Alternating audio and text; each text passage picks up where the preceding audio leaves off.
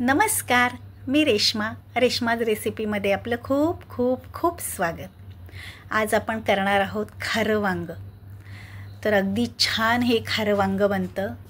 हे माझ्या आजीने मला शिकवलेलं आहे. म्हणजेच पूर्वीच्या बायका बघा खारं वांगं जे करायच्या पाट्यावर वंट्यावर वाटायचा मसाला, शिवाय चुलीवर करायच्या. खूप छान खारं वांगं तयार व्हायचं. आपण त्याच पद्धतीने मिक्सरवर आणि गॅसवर होईल असा प्रयत्न आपण करूयात. तर त्याच चवीचं आपण कसं करायचं तर ते आपण बघूयात. तरी चला मग सुरू करूयात. तर पहिल्यांदा घेतलेले आहेत मी वांगे. तर आता हे वांगे आपण मध्यम आकाराचे घ्यायचे, जास्त मोठेही घ्यायचे नाहीत आणि जास्त बारीकही घ्यायचे नाहीत.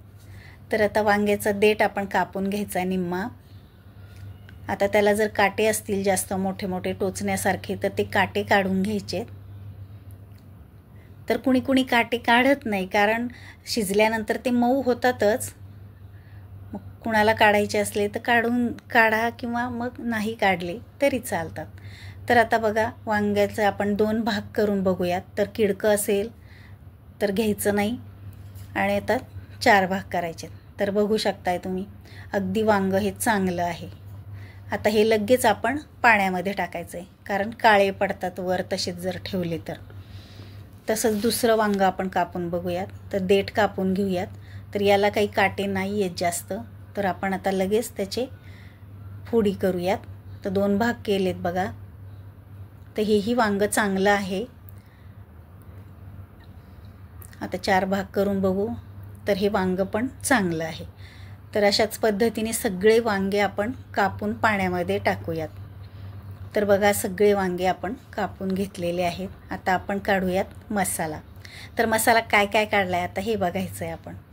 तर आपण आलं घेतलेलं आहे 1 इंच. तर त्याचे बारीक बारीक तुकडे केलेत. तर आजी माझी पाट्यावर वाटायची तर आलंसुद्धा अख्खं घ्यायची. मुठभर शेंगदाणे म्हणजे 3 ते 4 चमचे शेंगदाणे घेतलेत.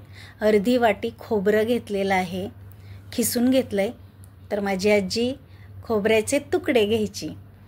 तर कोथिंबीर घेतली थोडीशी. 4 हिरव्या मिरच्या घेतलेल्या आहेत. तर मिरच्या जशा तिखट असतील त्या अंदाजानुसार तुम्ही हिरव्या मिरच्या घ्या. नंतर अर्धा चमचा जिरे घेतलेले आहेत. नंतर 1 चमचा जाड मीठ घेतलेलं आहे. तर जाड मीठ चवीला खूप छान असतं आणि पूर्वी बायका जाड मीठच वापरायच्या. आणि 1 कांडी लसणाची घेतली. तर एवढं आपण वाटण काढलेलं आहे. तर आता आपण मसाला भाजून घेऊयात. तर गॅसवर मी कढई ठेवली. आता कढई तापल्यानंतर त्यामध्ये पहिल्यांदा आपल्याला भाजून घ्यायच्यात हिरव्या मिरच्या. तर आता हिरव्या मिरच्या आपण कढईत टाकल्यानंतर कदाचित कधी कधी फुटून त्या उडण्याची पण शक्यता असते, त्यामुळे थोडंसं लांबच उभं राहा. तर बघा आता त्याला काळसर डाग पडलेत आणि म्हणजेच आपल्या मिरच्या छान अशा भाजून झालेल्या आहेत. तर आता ह्या मिरच्या आपण काढून घेऊयात. आता आपल्याला भाजायचेत शेंगदाणे. तर शेंगदाणे आपण खरपूस अशी छान असे भाजून घेऊयात. तर गॅस बारीकच ठेवायचा आहे मसाला भाजताना.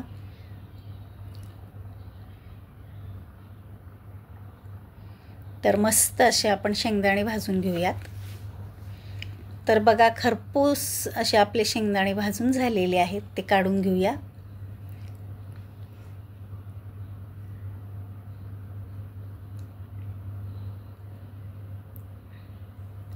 आता आपण त्यामध्ये लसूण थोडासा हलकासा भाजून घेणार आहोत, कारण लसणाला जास्त उग्र वास असतो. अगदी थोडासा भाजून घ्यायचा आहे. तर बघा थोडे थोडे त्याला काळे डाग पडलेत, म्हणजे आपला लसूण भाजलेला आहे. तो काढून घेऊयात. आता विशेष म्हणजे या मसाल्यातलं आपण खोबरं भाजलेलं नाही आहे, ते तसंच घ्यायचं आहे. बघा आपला मसाला भाजून झाला आहे. तर खोबरं मात्र भाजलेलं नाही. आता हे सगळं आपण एकत्र मिक्सरच्या भांड्यामध्ये वाटून घ्यायचं आहे. तर जेवढं कमी पाणी टाकून आपल्याला मसाला वाटता येईल तेवढं कमी पाणी टाकायचं आहे, म्हणजे आपल्याला मसाला वांग्यामध्ये भरता येईल. आता पूर्वी बायका पाट्यावर वाटायच्या तर अगदी पाणी कमी घालूनच घट्टसरच गोळा मसाला वाटायच्या. तर आपल्याला मिक्सरमध्ये थोडं पाणी घालावंच लागतं, पण जेवढं कमी टाकता येईल तेवढं कमी टाका. तर बघा आपला मसाला वाटून तयार झाला आहे. तर अशा पद्धतीने बघा आपला मसाला मी वाटलेला आहे. आता आपण काय करायचं आहे, आपण जे चिरलेली वांगी आहेत ती त्याच्यातलं पाणी मी काढून घेतलं आहे. कारण जर पाण्यातच जर ठेवले आणि लगेच मसाला जर भरला तर अजून ओलसर मसाला होईल, म्हणून पाणी सगळं काढून टाकलं आहे. आणि आता एक एक करून आपण वांग्यामध्ये मसाला भरून घ्यायचा आहे.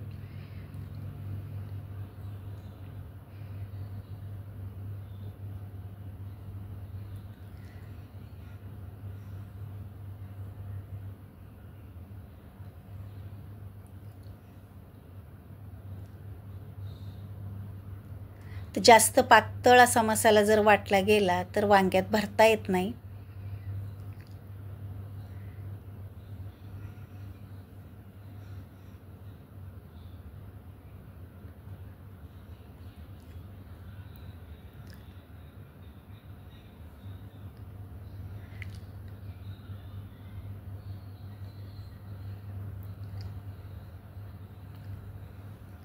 तर बघा आपलं वांग्यात सगळा मसाला भरून झालेला आहे.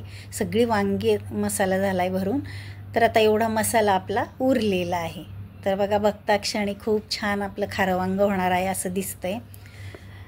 तर आता लगेच आपण भाजीला फोडणी देऊयात. तर गॅसवर मी कढई ठेवली. तर आता भरपूर असं तेल टाकायचं, कारण हे जे खारं वांगं आहे ते थोड्याशा पाण्यावर आणि तेलावरच शिजलं जातं. तर थोडंसं जास्त मी तेल टाकलं आहे. त्यामध्ये 2 ते 3 चमचे मी तेल टाकले. आता तेल तापल्यानंतर त्यामध्ये घालायचे आपल्याला जिरे आणि मोहरी. तर पहिल्यांदा मोहरी घालायची. मोहरी चांगली तडतडली की जिरे घालायचे. नंतर घालायचं आहे आपल्याला हिंग.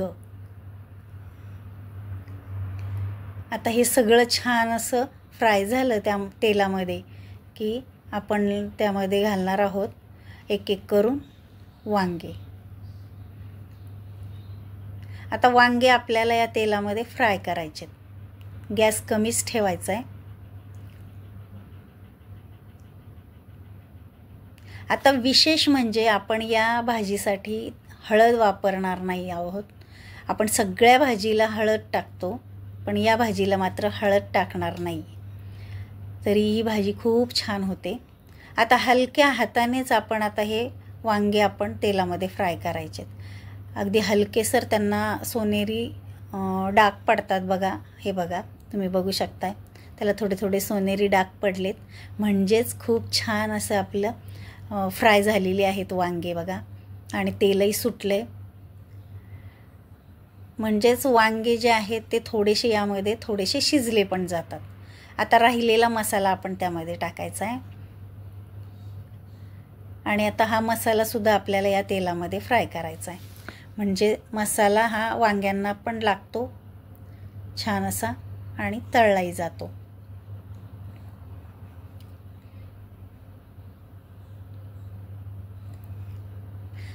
तर बघा वांगे आणि मसाला तेलामध्ये चांगलं फ्राय करून घेतलेला आहे आपण.